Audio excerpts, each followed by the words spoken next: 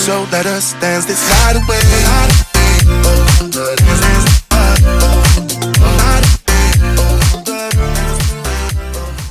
Hello, welcome to a new video. I hope everybody is doing well. So today's video is probably going to be a bit short and sweet because I don't have many books. But it is my April TBR. So the books that I'm hoping to read in April. And my theme for April is VE Schwab. So I'm going to read the books that I have that are written by VE Schwab because I have been seeing online people reading them, TikToks, etc., and it's been intriguing me. And there is one book that has not drama behind it, but there was a lot to get to it, which now I don't know if in hindsight I should have been a bit more patient. But anyway, let's get into it. So a quick one, Gallant won't be in this list because I have actually already read it, and I don't really want to do a reread even though I enjoyed the book. So the first book I'm hoping to read, well, I am going to read, is The Invisible Life of Addie LaRue, and this is I think the anniversary edition, which is so pretty. It's got artwork throughout, which is cool, and it's got some end papers.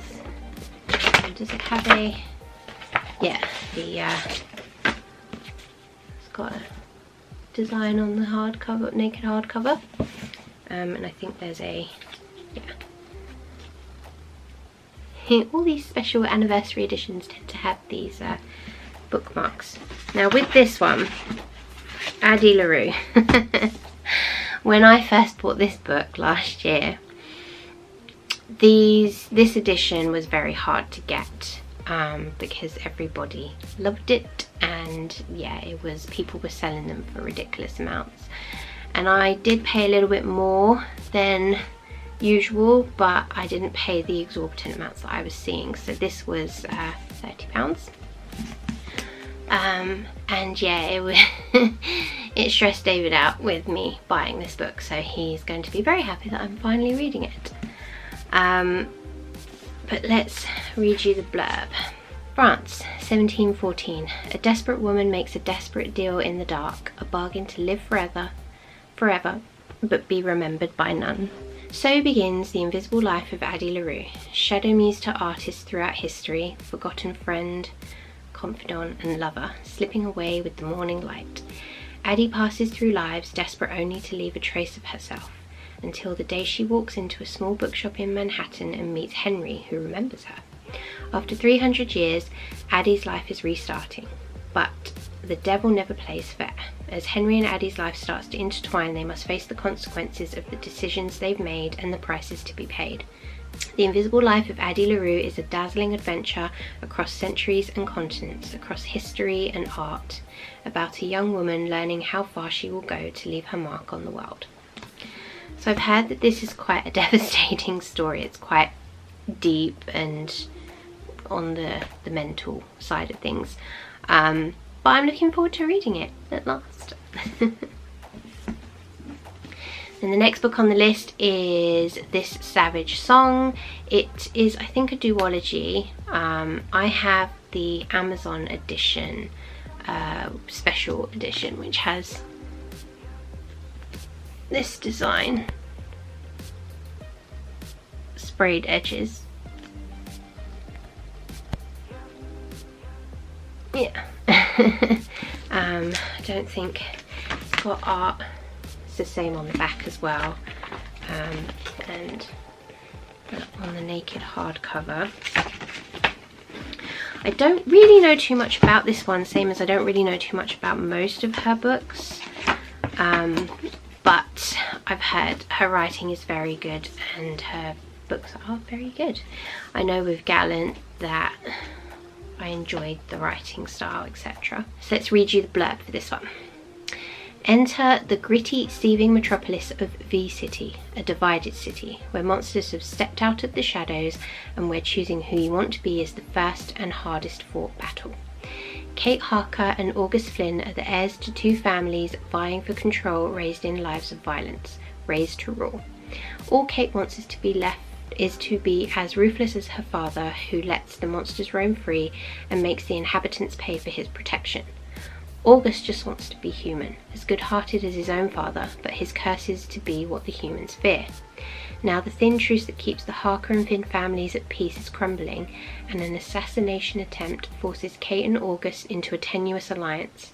But how long will they survive in a city where no one is safe and monsters are real?